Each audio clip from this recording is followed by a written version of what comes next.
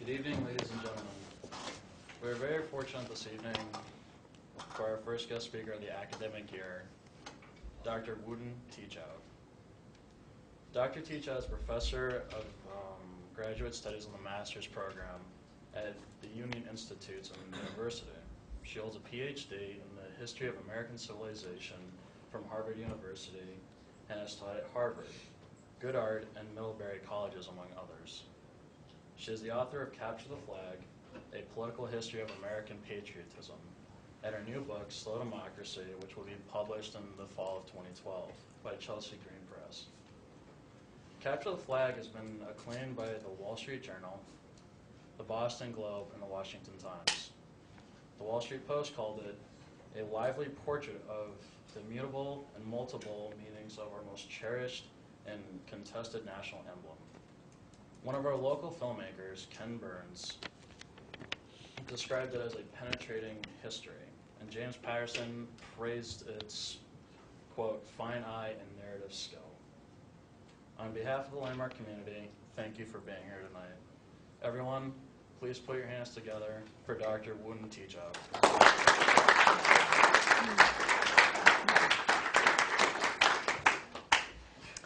Now, can you all hear me in the back? Yeah? Great. I need to warn you, I'm a teacher and professor, so I will call on you during this talk, so pay attention. I'm going to talk this evening about the political history of the American flag, and I want to start by just getting a sense of how people in the room feel about the flag. Can you raise your hand if you feel generally positive toward it? What about generally negative? And generally neutral? Interesting. Or maybe neutral may not be the word. Ambivalent may be a better word. When I say I'm going to talk about the history of the flag, people automatically think of one name, which is Betsy Ross, right? And I'm not going to talk about Betsy Ross. There are sort of interesting stories about Betsy Ross, but the thing that interests me about the flag is what meanings Americans have associated with the flags. What has the flag meant to us?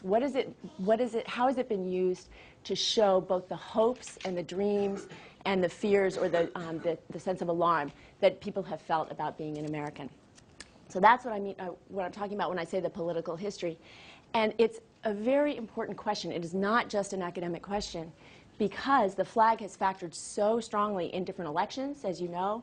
Wars have been fought over it, policies have been changed over it. So it's really, really important to understand sort of what the flag has meant to different people and why, in order to grasp that sense of our country's history.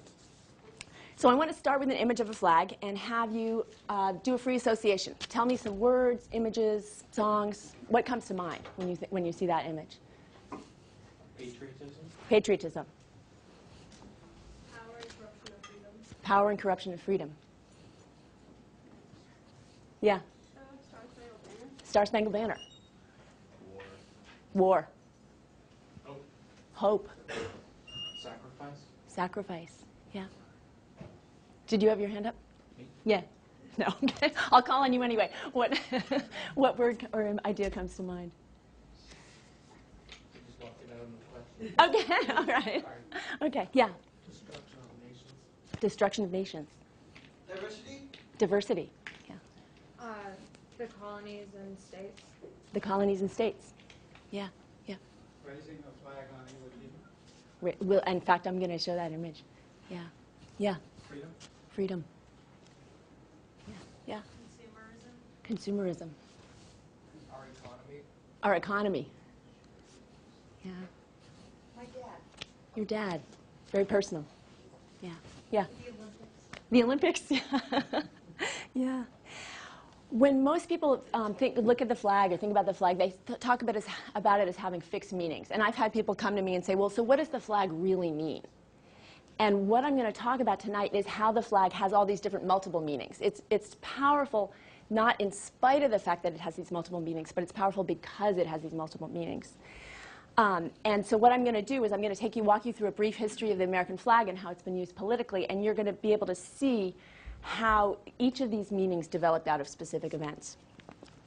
So the first part of my talk is about how the flag became a central symbol of American patriotism, how Americans came to have such a personal relationship with it. And the second part is about how the flag, once it did become that central icon, has been used politically, how different groups have struggled over it and tried to capture it. And behind both of those is a question, which is why do Americans feel so strongly about the flag? Because we, as a nation, have a very particular relationship to it. Other countries fly it at sporting events and at different national events, but Americans sing to it, pledge to it, put it on as decals on cars. Some people even wear it. It's present in our lives in a way that's pretty unusual, pretty much unprecedented nationally. And I have a story that illustrates that from a bookstore owner in Chester. I don't know if you know, but Chester's just a bit north of here. And the bookstore owner was telling about how he had a French exchange student come to Chester, and he and his wife took her around the town. And it's a beautiful little town, lots of white farmhouses with lilac bushes and American flags. And so they took their exchange student around the town, and they said, well, what do you think of Chester? And she said, well, it's lovely, but why are there so many government buildings? And it was because in France, apparently, the place people don't fly. Private citizens don't fly the flag from their homes, but here we do, and that's really unusual. So, part of what you'll get to see is why Americans have that particular relationship, and I want you to think about that question. So, with that in mind, I want to take you back to the beginnings of flag use during the Revolutionary era.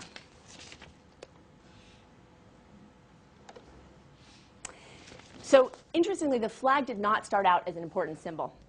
In the Revolutionary era, the flag was not, if you ask someone, what's the central symbol of American nationhood, they would not have said the flag. Does anyone know what they might have said? Can you guess? Yeah? Would it probably have been the eagle? The eagle? Good guess. Really good guess.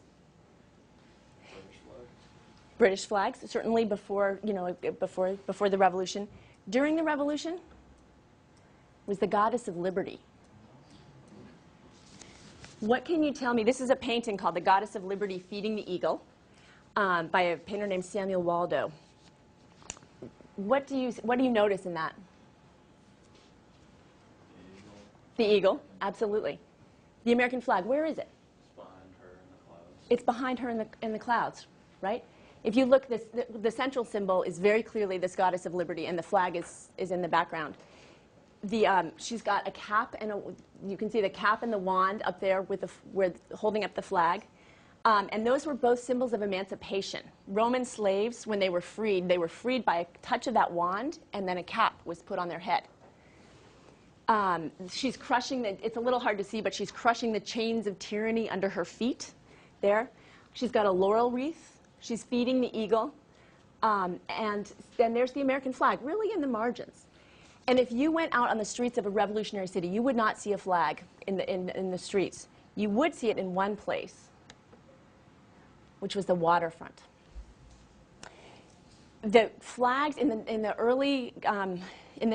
late 19th and late 18th century, flags were really a symbol. They were more of a sign than they were a symbol. They were used on ships to communicate nationality across long distances in the water. If you were in the water and you were trying to figure out if someone was a friend or a foe, you would look to that flag, and that was how the flag was used. And so the people who had the most personal relationship with the flag tended to be sailors. You can see that in this next image. There's a sailor. You can see the American flag is much more central to his vision. This is called "We Owe Allegiance to No Crown," and it's by John Archibald Woodside. And when we think of the Revolutionary War, you tend to think of the Minutemen and the soldiers on land, but in fact, there were almost as many sailors as there were soldiers on land.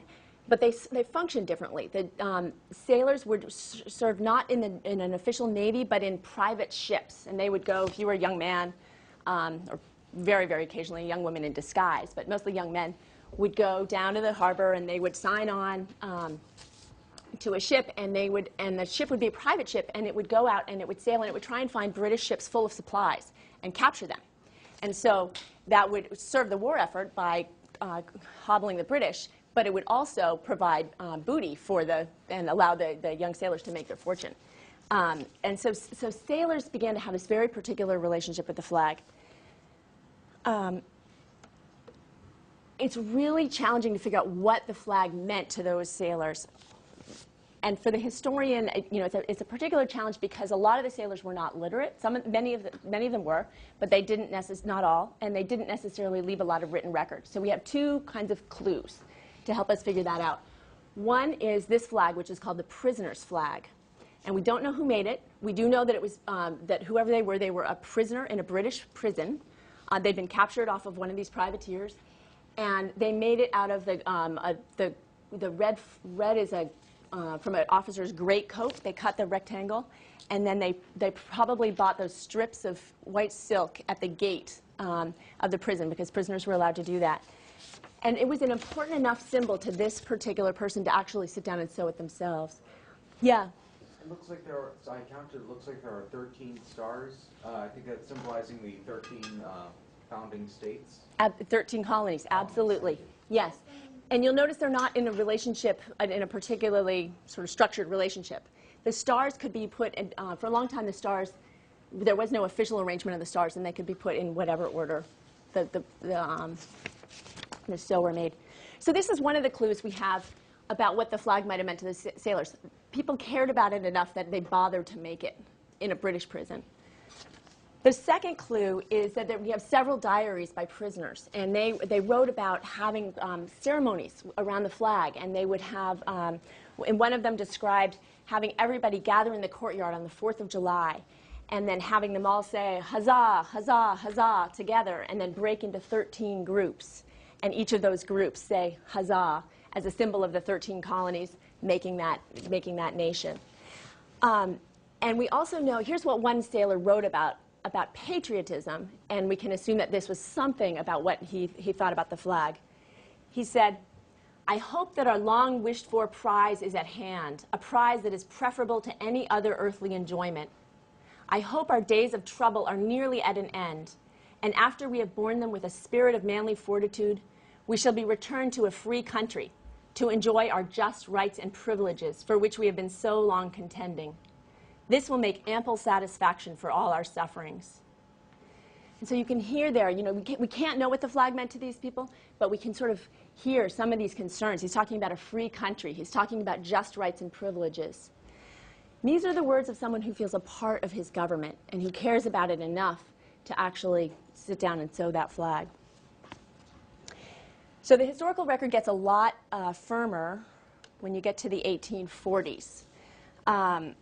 The flag was still not a central symbol of American patriotism at that point. Francis Scott Key had written the Star-Spangled Banner, and the flag had kind of come up in popularity during the War of 1812.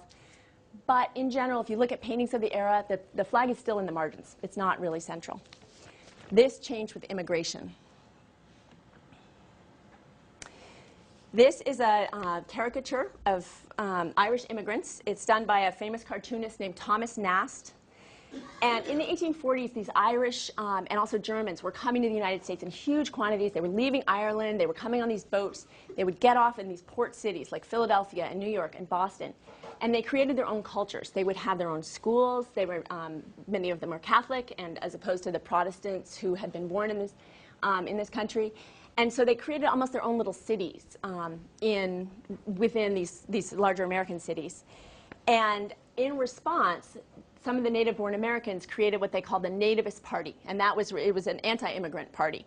And they said, well, why should these people come and they walk off the boat and we let them vote right away? Well, an American has to be steeped in American traditions for 21 years before we let him vote, because the women were not voting at that point. Why shouldn't these people have to wait for 21 years before they can vote? And so they developed a political party called the Nativist Party along those principles, and they began to claim the flag. They used it in their meetings. They brought it into an open-air meeting. They walked right in the middle of an Irish neighborhood with 3,000 nativists, and they stood there in the middle of this Irish neighborhood, and they raised the American flag. They really sort of used it as an anti-immigrant symbol. And there was a terrible riot that came out of that called the Philadelphia Riots of 1844. It was so bad that it led to the establishment of the country's first police force, actually. And you can see here, kind of a sense of the tumult of it. And the nativists went through this Irish neighborhood, and they went into the houses, and they threw furniture out in the street and books, and they threw feather beds out, and they knifed the feather beds, and so the streets were full of these sort of feathers. And worst of all, they set fire to the buildings, which in a 19th century city with these houses, these wooden houses set close together, that was a terrible, terrible thing to do because the entire neighborhood would go up. But so they went through these neighborhoods, but they spared one kind of house. And that was where the Irish women had found little scraps of red, white, and blue cloth and hung them outside the door. And the nativists would see that, and they would say, okay, there's an acknowledgement, of our ideas. And so they would leave those houses alone and not set fire to them. So it's almost like the Passover, story in the Bible, but really, really powerful. In the course of this riot, a young man named Georg Schaeffler was shot, and he was not a member of the Nativist Party, but he was kind of a hanger-on, and he spent time with the Nativists, and he had, at one point, had grabbed the American flag, and he lifted it high, and as he was walking down the street with his flag, he was shot. And the Nativists said, look, he's a martyr. Is it not possible to walk in an American city holding an American flag without getting shot? This is crazy. And so they wrote songs about him. He became a folk hero. They printed these lithographs, which was an early version of a poster, and people would hang them in their homes. And they developed they started or they took over the tradition of the 4th of July parade. And they made these flags. They handmade a lot of these flags. And they used them in this 4th of July parade, which was the biggest parade that Philadelphia had ever seen. It took 5 hours to pass a single spot. And there were all kinds of memorials to Georg Schaeffler. They carried his coffin along, driven by these horses. And they had hundreds of American flags. Yeah? Do you have any idea why all the ends except here in the native are backwards? I don't. I have been wondering if there's some significance to that. It seems like there would be because they were people who paid a lot of attention to detail, but I don't know the answer to that. Yeah, I'm glad you asked. Yeah. But you can see, this is what might today be considered flag desecration, right? I mean, they're writing on the flag. They're replacing the stars with this image of the eagle. But the nativists were really claiming the flag as their own. And so the flag, for this period of time, up until the Civil War, really became a symbol of anti-immigrant sentiment. And that lasted pretty much until the Civil War. Yeah? Is that like what happened in that movie, Gangs of New York? Yes. I have not seen that movie, but I can't wait to see it. It's exactly that period. Exactly. Did everybody hear that? The Gangs of New York. That's exactly this moment. Yeah. Yeah. So the Civil War era, I think, is one of the most fascinating in terms of flag use. And I understand some of you, or a number of you, may be taking one of the Civil War classes. Is that right? Can you raise your hand? Great. OK, good. Well, feel free to chime in. This was the moment when the flag became a widely used symbol, when it took on some of the sort of sense of being sacred or spiritual that we associate with it today, and when it became deeply politicized around issues of race. So if you look at the debates around slavery and abolition in the period around the Civil War, you'll find that the flag is used as a symbol on all sides of that issue. In the early 19th century, British abolitionists, can someone define, who's in the Civil War class, define abolitionists for me? Yeah? Someone who freed the slaves. Opposed to slavery. Yep. Yep. Working to free the slaves. Absolutely. So British abolitionists wrote a poem about the flag, and they said, talking to the United States, they said, your banner's constellation types white freedom with its stars, but what's the meaning of the stripes? They mean your Negro's scars. So that was a clear association between the flag as being something that condoned slavery and that was thus contemptible. The Liberator was a really important abolitionist newspaper during this period. It was written and edited by a radical abolitionist named William Lloyd Garrison. And he depicted a flag on the masthead. It's a little hard to see, but this is the United States under slavery. And this is his vision of what the United States could look like after slavery was abolished. And you can see where the American flag is. Which one is it in? Under slavery. And it is, in fact, right over an auction house. Can someone read that for me? It's a little... I think it's slaves, horses, cotton, cattle. And other cattle. And then it's too hard to read. But you can see... Another and other livestock. Wow, good eyes. Yeah. Yeah. Isn't there a flag on the arch on the far right? There is, but it's not an American flag. There are 3 flags. I don't know what those flags symbolize. Potentially. But it's not as clear. I mean, this one is very, very clearly an American flag, right? And so you can see how, for Garrison, at least in the moment, the American flag was associated, again, with the practice of slavery in such a damning way that he put it right over the auction house. This is known as the Bonnie Blue flag. And when Mississippi was seceding just before the Civil War, Jefferson Davis, who would become the leader of the Confederacy, he made a speech on the floor of the Senate. And he talked about, he said, one of those stars in the flag is the star belonging to Mississippi. And I wish I could reach out and take that star and take it with me and take it back, tear it from the flag. And so based on that speech, this flag, the Bonnie Blue flag, became a popular favorite in many southern states because it was the people's way of expressing that they wanted to take, that they valued something about the previous United States of America, that star, and they wanted to take it back. Another example, this is an abolitionist flag made by the followers of John Brown, who led a raid on Harper's Ferry. And they sewed a flag with only 20 stars. Does anyone want to guess what the significance of that is? Yeah. Oh, No? Yeah, just stretching. Yeah. the states opposed. Exactly. Yep. There were 33 states, 20 of them outlawed slavery. And so they said, by sewing this flag, they said, okay, only the states that outlaw slavery really deserve to belong in the Union, in the flag for the Union. And there was another flag. I don't have an image of it, but yeah. Do you know why there are 9 stripes on that flag? That is, that's a historical reference to a revolutionary. I can't remember the full story, but it's a revolutionary figure named John Wilkes, and so it was kind of an arcane reference, now, but at the time, it sort of harkened back to those revolutionary days. Yeah. So there's another flag, which I don't have an image of, but Samuel Morse, who was the inventor of the telegraph, said, just a second, he said, let's take the American flag and we'll cut it on a diagonal. And the North can have the top half, and the South can have the bottom half. And then at some point when we figure this all out, this kind of dispute between brothers, we'll sew them back together, and we'll have the United States of America kind of back fully together. And so he wanted to express that in terms of the flag. And he called it the peace flag.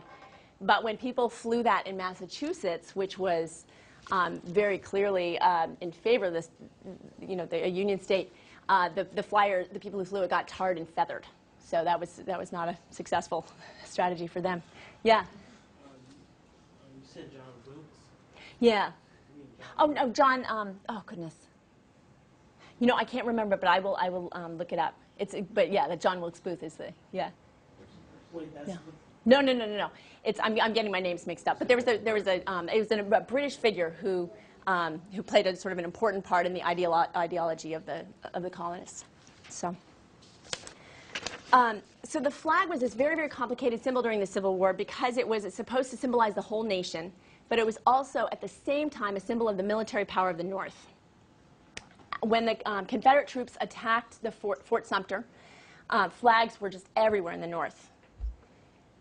And this is an image of a rally at Union Square in New York City in April 1861. So it's right after Fort Sumter was attacked.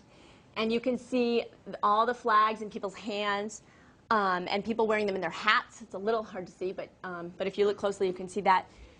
It was the biggest rally up to that moment in time. And Major Robert Anderson, who had commanded the troops at Fort Sumter, took the flag from Sumter, which had, it was battered and torn and had a cannonball go through it. He took that battered flag and he marched at the head of a parade and he went up. And that is a statue of George Washington on the horse. And he placed the flag in Washington's hands as though to put Washington in charge of the Union cause and to claim Washington as part of the Union cause during the war.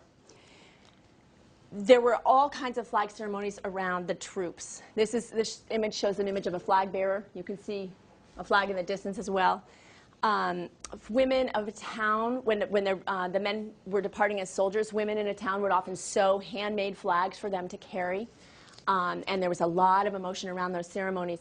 The one in Boston had this kind of religious dimension, and I'll read you what one witness said about it. She said, "Men, women, and children seethed in a fervid excitement. 'God bless it,' uttered my father in tender and devout tone as he sat beside me in the carriage. And following the direction of his streaming eyes, I saw the dear banner of my country rising higher and higher to the top of the flagstaff, fling out fold after fold to the damp air, and float proudly over the hallowed edifice. Oh, the roar that rang out from 10,000 throats." You can hear that through the language in that, the ecstatic language, tender, devout, hallowed, and later the witness calls it a holy flag. And so the Civil War is really the beginning of that sense of this, the sanctity of the flag, the sense of sacrifice that we associate with the flag oftentimes today. The flag also became, because it was associated with the Northern cause, very much of an anti-slavery symbol. And this is an image from right after the Civil War. It's called The First Vote, and it was published in Harper's Magazine in 1867. Tell me what you noticed about this. What do you see? Yeah. Looks like all of the people lining up to vote are African American. Mm-hmm. Absolutely. Yeah. Yeah. And they're underneath the flag. They're underneath the flag, right? Yeah. What about these people? Any sense of what kind of visual clues do you have? Let's see. Yeah. He's quite dapper, right? He looks like a businessman of some kind. Absolutely. Yeah. Yeah. I'm not sure, but it looks like some of them have patches on their clothes. So perhaps some of them are slaves. I think that's visually supposed to indicate a former slave. You can see the tools in the pocket, right? Yeah. Well, I see a soldier. I see multiple farmers. I see one white man who has a very disapproving look on his face. And the roof itself actually is the American flag. Yeah. Yeah. You can see the white man is sort of overseeing the voting process, but here there are at least 3 very clear images of African Americans who might be considered sort of worthy by a white audience, right? Someone who is a former slave, but who nonetheless looks very dignified. Someone who is a businessman, probably well-dressed, and someone who's in a soldier's uniform who fought for the Union. And so it shows overall as this American flag, kind of standing as a mantle over this voting process. So it was a symbol of, for many people, as a pro. It was really seen as an abolitionist flag and in favor of African Americans voting. And that was such a divisive issue in the country that the flag really, as Reconstruction happened, and you'll learn about this in your Civil War class, the flag really dropped out of the national conversation for about a generation because it was just too politically charged. And it wasn't until the 1890s that it really emerged again as a strong cultural force. The 1890s were a decade when immigration transformed American society. And it was also this period when the flag really came into its own as the central symbol of American patriotism. This is a slide of immigrants coming into Ellis Island. Immigrants came into Ellis Island, Angel Island in California. There were 18 million immigrants in the 25 years leading up to World War I, which was a rate of 750,000 people a year.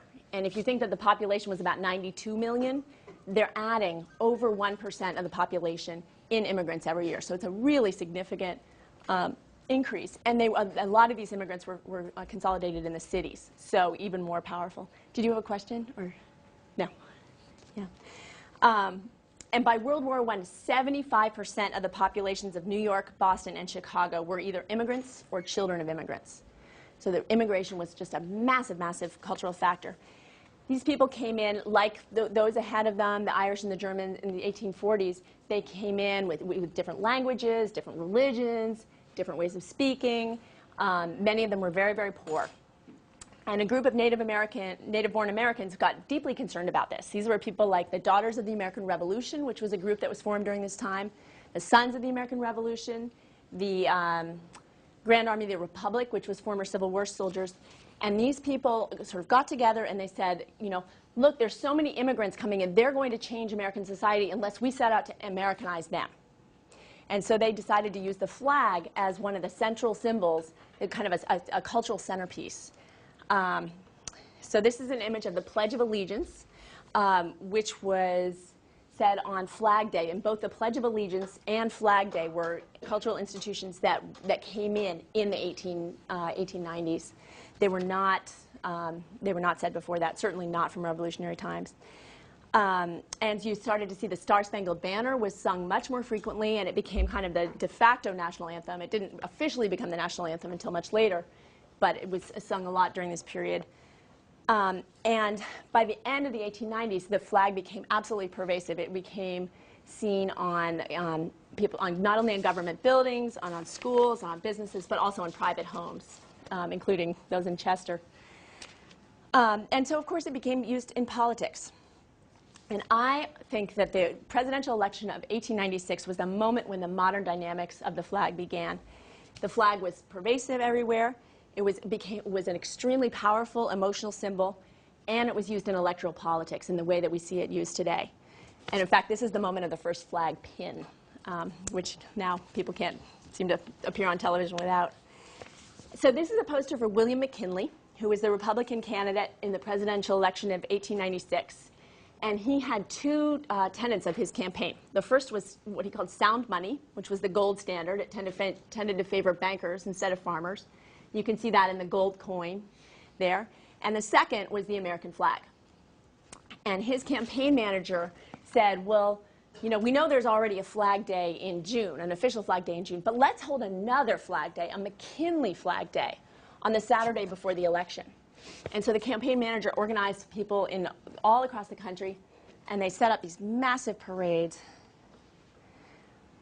This is New York. This is the Flag Day Parade in New York. New York, there were over 100,000 men marching down. You can see it's really quite military looking. And every single one of them had a gold chrysanthemum on his lapel to symbolize the gold standards. And many of them also carried an American flag, almost in military formation. So you can imagine if this was a Flag Day parade for McKinley, his opponent's followers would not take this very well.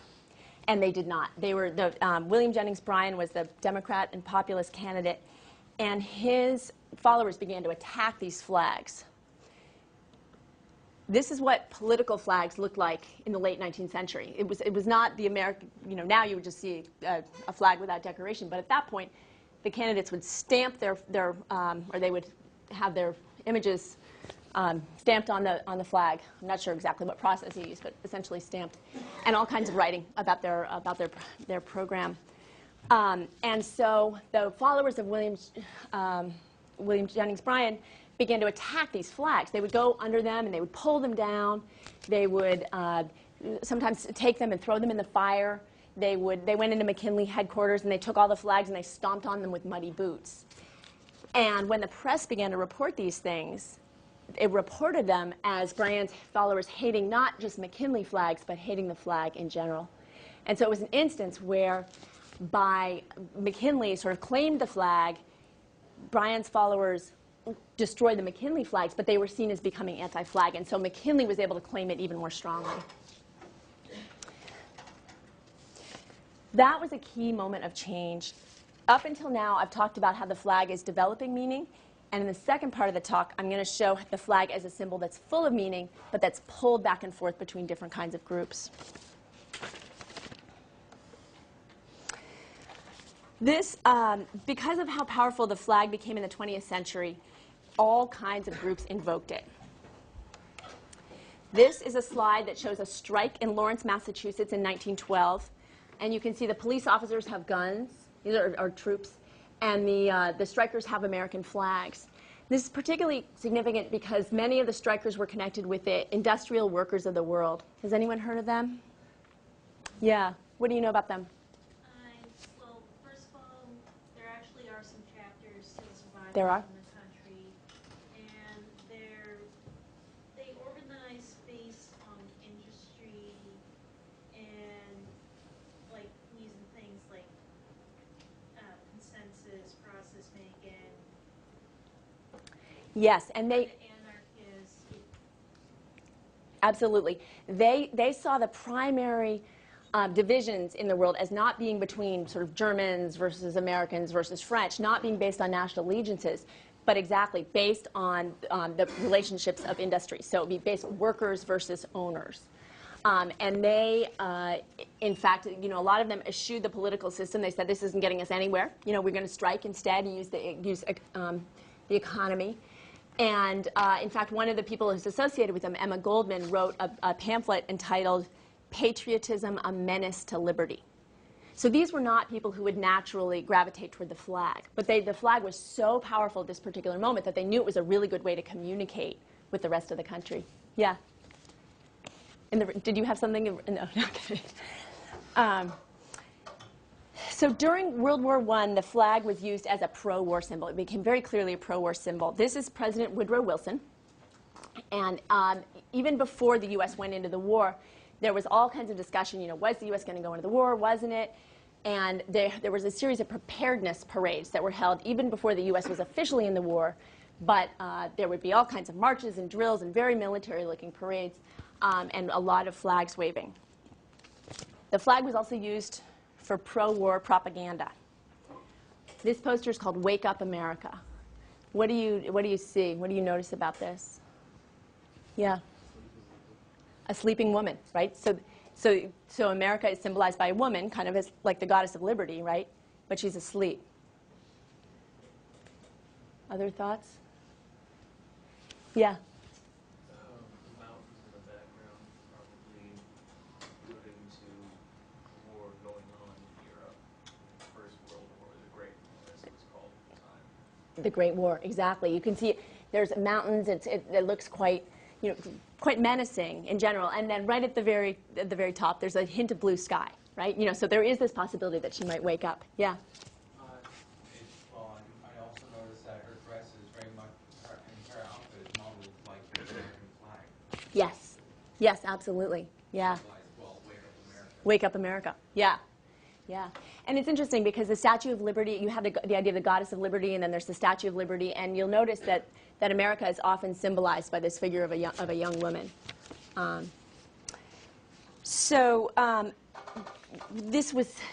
The flag was so clearly a pro-war symbol that when Woodrow Wilson walked into Congress to request a declaration of war, he found all the pro-war congressmen were wearing flag pins. And there again is that echo of what we can see in contemporary politics. During the World War I, the flag was used as a symbol of some of the worst cultural repression that this country has ever seen. And I think it's hard for us to even comprehend it now. Congress passed what was called a sedition, passed the Sedition Act. And that act made it illegal to speak in a disloyal or profane way about the flag or the government. And so if you said, I hate that flag, you could then be charged under the Sedition Act and do time in prison. It's really hard for us to imagine now. Pro-war Americans often sort of gathered in groups, and they harassed those who did not necessarily agree with them. They often targeted German Americans, people of German American descent, and you'll find a lot of families change their name during that period from something very Germanic sounding to something more kind of Anglo-sounding. Industrial workers of the world, the Wobblies, were also targeted, and Jehovah's Witnesses, who were seen as not being adequately patriotic. There were hundreds of instances of this. I'll give you a couple. In Illinois, there was a German-American socialist, and he was captured. He was surrounded by a group of 500 people who took him in a mob, and they said, "You're not patriotic enough," and they stripped him naked, and they walked him down the street, and they gave him a flag, and they made him kiss the flag at every step. Kiss, kiss, kiss the flag.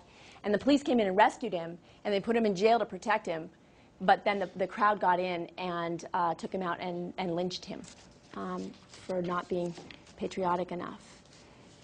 And in Montana, kind of a similar instance, one of the Wobblies, the industrial workers of the world, was surrounded by a mob, and they said, "Here, you kiss this flag." And he said, "What is that thing anyway?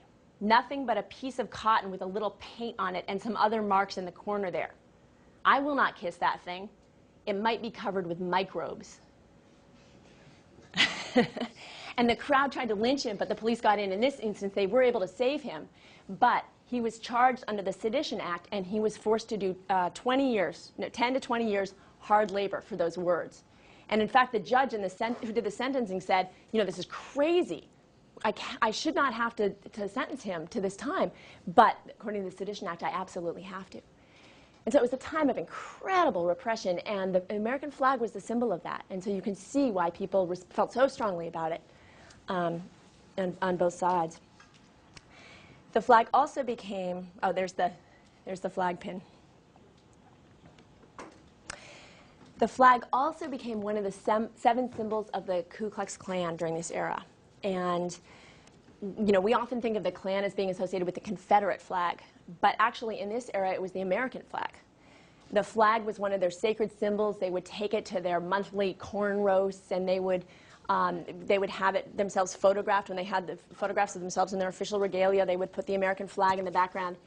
And they had this sort of bizarre ceremony where when churches were in session on Sunday morning, members of the Klan would show up in the back in full regalia, and they would take folded flags, and they would walk totally in silence up to the front of the church, and they would lay the flag on the altar, the American flag. It was almost as though the flag was theirs to give away, theirs to bestow. You know, here, it's from us. Yeah? I'm not certain, but to me it seems like their signs switched from the American flag to the Confederate flag on the ground. Perhaps when they were founded, they believed that their views were the views of America. When they found out there were so many people objecting to their views, they decided to make it more condensed. Those are Southern views, Confederate views. I'm going to talk exactly about that because it's such an interesting shift, isn't it? You know, how is the Klan was associated with the American flag, and then just a little bit later with the Confederate flag. So there's this whole big debate about the Klan in American society. Was the Klan un-American, as many people contended, or was it extra-American? But the Klan was mainstream enough so that President Warren Harding was sworn into the Klan in the White House in 1924. It was really, really, we think of it as being sort of marginalized now, but it was absolutely central. And yeah. At that time, there was like 500,000 Klansmen in the country. When they had that parade in 1923, there was 500,000. 500,000. It was huge. And then right afterwards, in 1925, there were a number of scandals, financial scandals and sex scandals, and the Klan really dissolved during that moment for about 20 years. Well, maybe a little bit more. But what the flag sort of showed then was this sort of sense of America as a white and Protestant nation.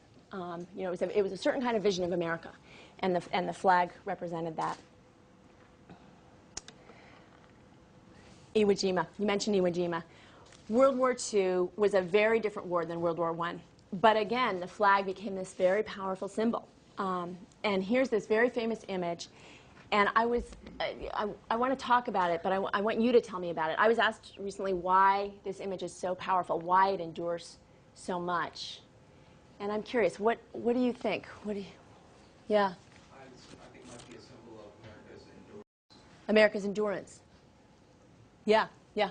I might be wrong, but I know that there's at least 2 races of people in there. I'd assume 3 or 4, but I could be wrong. I know of 2. There was an American Indian man, I can't remember, and then an African American as well. Yeah, so that it can symbolize in some way, the races coming together, right?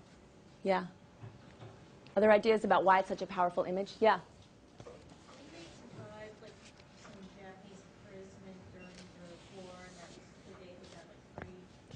What I know is that this was a very, very dark and difficult period in the war, and that this battle was, kind of a powerful, or this taking Mount Suribachi, I think, was a really powerful moment of hope. So, there may be another connection, but that sort of more generally, it was a moment of triumph. Yeah.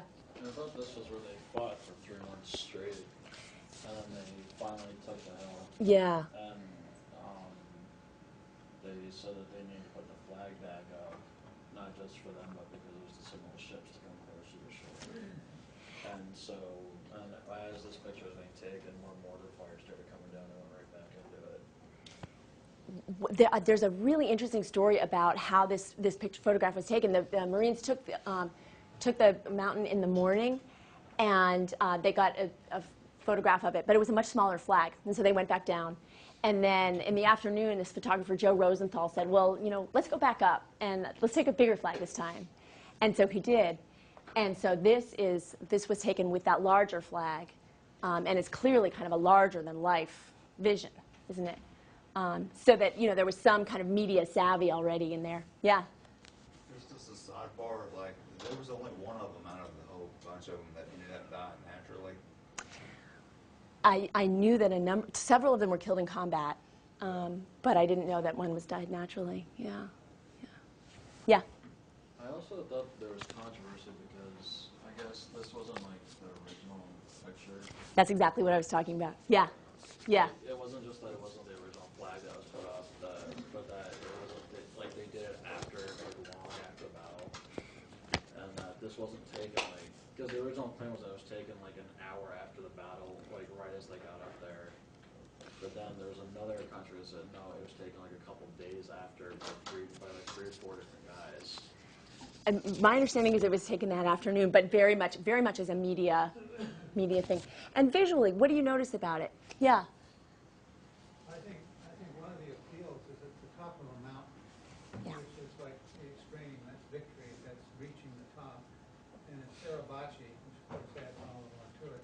And I think it's also interesting, just in terms of visually, among other things, the idea of the triangle. You can see the triangle repeated 2 or 3 times or more, which can indicate solidarity. Again, a peak at the top. Yeah. So I think the arrangement of it, and even of the men themselves, is the shape of things. I think has a lot of appeal. Even the way the flag is at that moment, the kind of shape of a triangle, etc. So I think just the layout of it is very powerful. Yeah, I agree. And there's a dynamism to it too, right? It's the flag is unfolding. It's not fully unfurled yet, and the flag is the staff is going up. It's a real moment of possibility. Yeah. Kind of the background of the sky and how it's kind of set up is the war atmosphere and what these men just went through. Yeah. Kind of the unity of Yeah. I mean, it's very clear destruction down there, and then there's a piece, right, with the flag unfolding against that visually empty sky. Yeah, it's just a tremendous photograph. Here's another image from World War II, December 7th. Anyone know what that was? Yeah. Pearl Harbor. Pearl Harbor, exactly. And they don't even need to mention Pearl Harbor, right? Remember December 7th. That's enough. What do you notice about this image? The flag is at half-mast. Flags at half-mast. So that symbolizes Some death. mourning. Yeah, death, loss, right? Yeah. Dark clouds against a bright blue sky. Yeah, very much. Again, it almost reminds you of that Wake Up America one. Yeah. Flag is shredded. The flag is shredded, right? Yeah. You got gas burning smoke in the background. Yeah, I mean, it's almost a vision of hell in some ways, right? Down below, it's dark, and the reddish fires. Yeah. One of the things that was so interesting about World War II was that it provided a very new perspective on the flag and flag culture. The Germans were very clearly the enemy, and Hitler was the embodiment of evil. But Germany was also this very uncomfortable mirror for the United States in a couple ways. One way was that the idea of an Aryan nation was pretty close. It was a little too close to be comfortable to this idea of a white Protestant nation that the Ku Klux Klan had promulgated, and especially with the segregation and the mistreatment of racial minorities.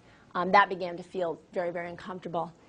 And secondly, German nationalism was a very frightening specter. When you went to the movies, you'd sit there in the dark and you'd see on these newsreels and you'd see these enormous stadiums filled with Nazis, and they were roaring and roaring for Hitler, and it was a terrifying sight.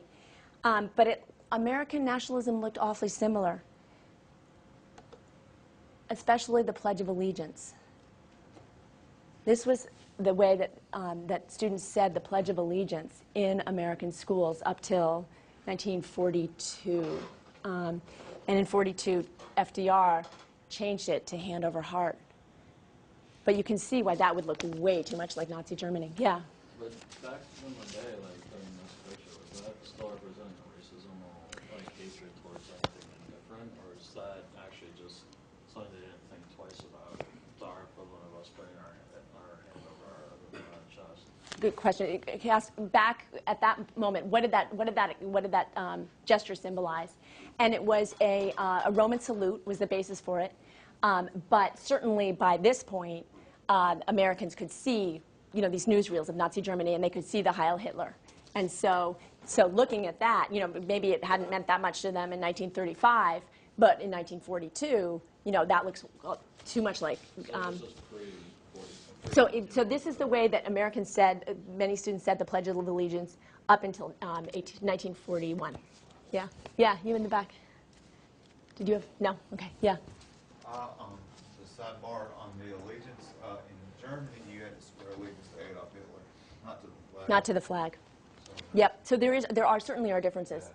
But visually it was just a little it was uncomfortable, and it made Americans kind of reconsider, okay, what is this nationalist culture, and are there ways in which we're more like Nazi Germany than we want to be? So you raised the question about the flag being a symbol of the Ku Klux Klan and how it got to be the Ku Klux Klan instead dropped that symbol and began to take up the Confederate flag. And conversely, how the flag became a symbol to some degree of the civil rights movement. And I don't want to overstate that, but certainly it was used by the civil rights movement quite actively in the 1960s. So in the 50s, people who supported segregation in the South were definitely using the American flag. This is an image of protesting the integration of Little Rock High School in Arkansas. And you can see that pro-segregationist Southerners, they're using the American flag. They're saying race mixing is communism. Stop the race mixing, march of the Antichrist, and they're holding American flags. But in the span of about 5 years, the federal government began supporting integration and putting federal power behind it. And admittedly, this was not perhaps as strongly as they could have, but there was the Brown versus Board of Education decision, which was desegregating schools. You have federal troops who were integrating Little Rock High School. You have Ole Miss, the University of Mississippi, and James Meredith, an African-American student, integrated that with federal troops helping, going in there and bringing an American flag.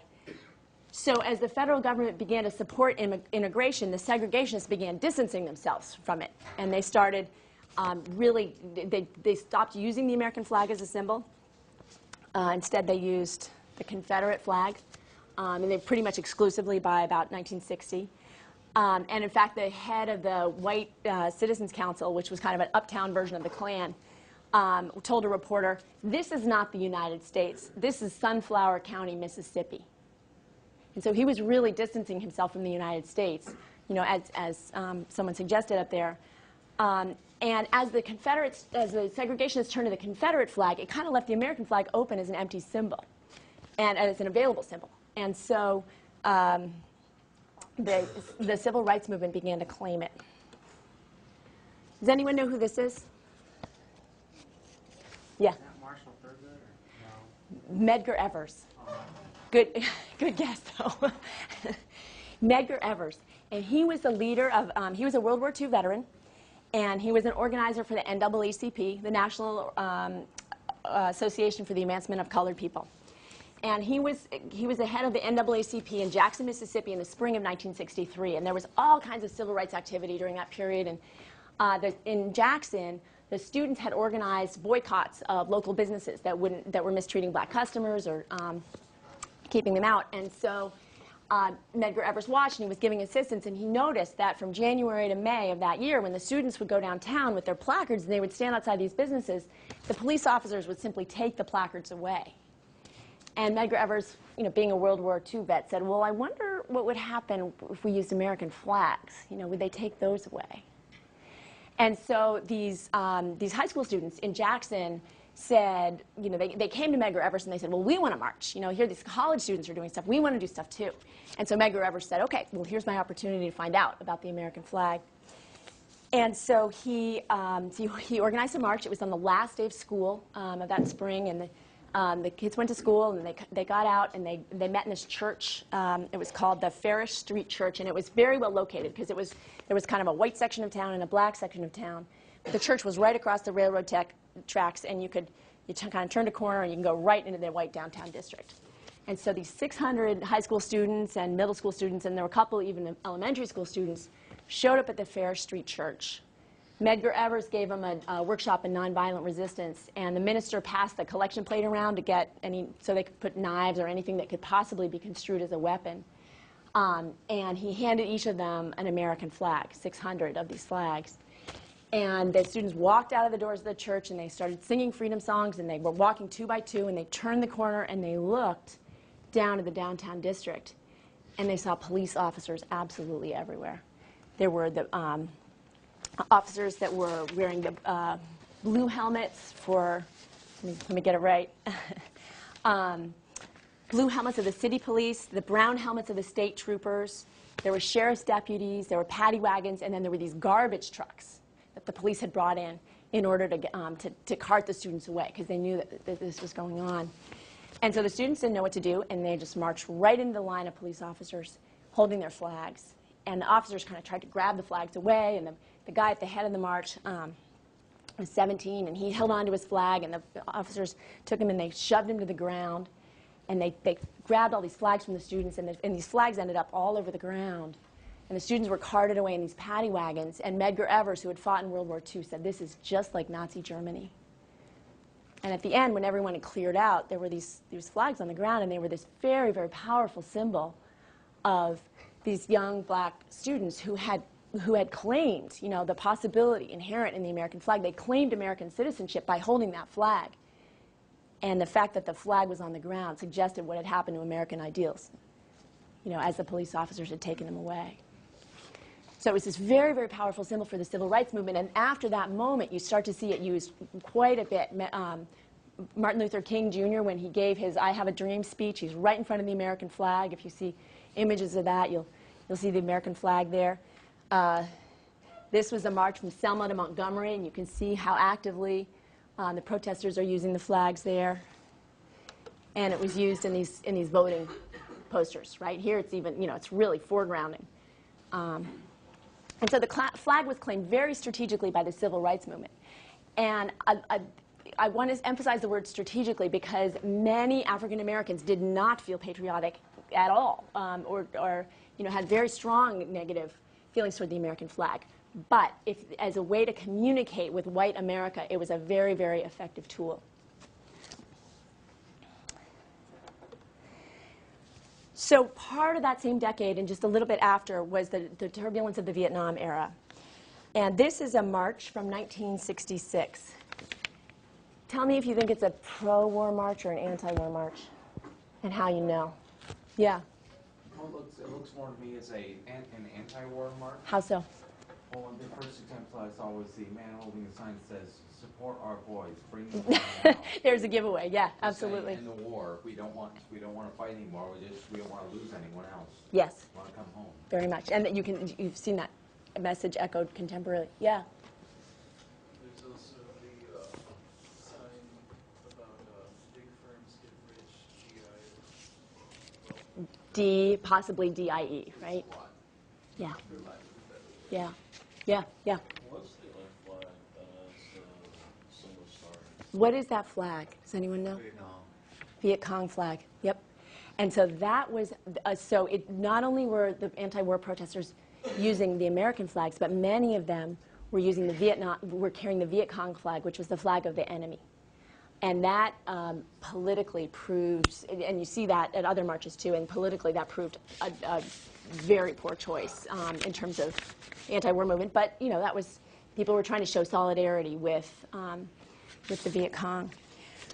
So up till the mid-'60s, you did see American flags at anti-war protests. But that changed in 1967 This is an image of one of the biggest protests held against the war. It was called the Spring Mobilization to End the War. It was also known as the MOB as a nickname. There were marches all across the country. The one in New York City had 300,000 people. And this is the event from which you see, you may recognize those photographs of people burning their draft cards. Have you seen those? Yeah, this is the event at which I think 90 or 60 young men burned their draft cards. Right, and that the draft card burning happened kind of off in the Sheep's Meadow section of Central Park, and right next to that, 2 young men decided to burn an American flag, and that was not an organized part of the process. The draft card burning was, but these 2 young men decided, apparently spontaneously, to burn a flag.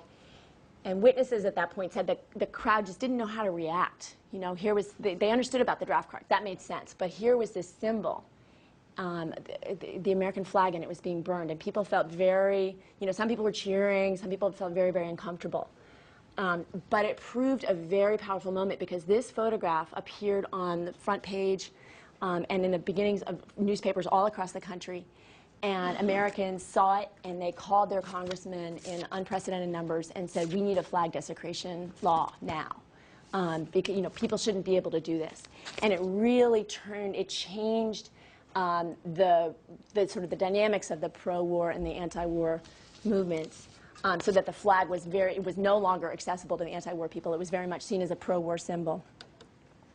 And there's a story that I write about in my book. It's really interesting, but it's far too complex to talk about now, about the hard hat riots. And these are the hard hats. And many of them were construction workers.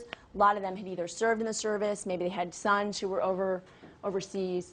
And they politically felt very ambivalent about the war. Some were pro, some were con. There was definitely no strong political sense of the war's rightness, a real ambivalence there.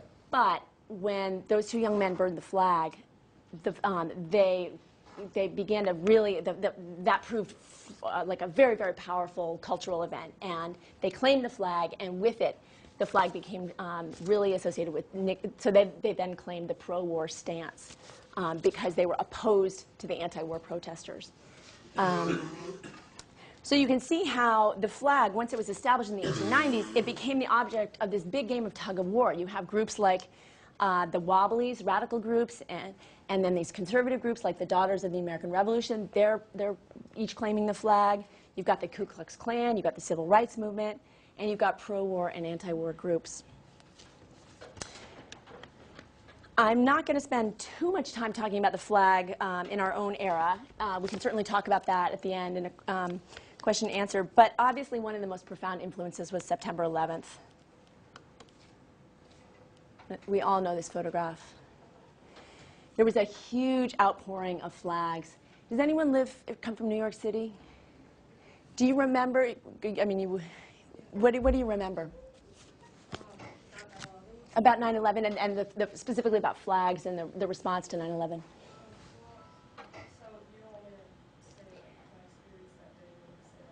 More afterwards, yeah.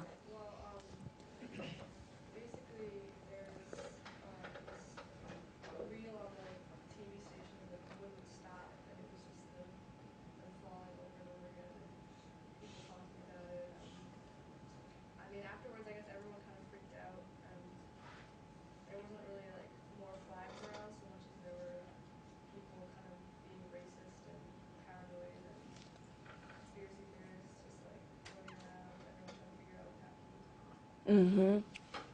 Yeah, there was a lot of sort of that sense of kind of grief took on a lot of focus, certainly. Yeah. I think in many ways too that this particular image echoes the Iwo Jima image. You've got one thing is graphically the triangles. We've got them standing on what seems to be some sort of a height. You've got the triangle shape with the flagpole and what's around it. And then you've got, with the building in the back, triangles. Yeah. And I think there's a tremendous echo there. Yeah. Yeah, very. I agree. And people, and so that in some ways it called up the World War II, the emotions of World War II right, as well. It's interesting that, I think she disappeared, but that this. I mean, I understand from different people that New York was either more filled with flags or not. Yeah.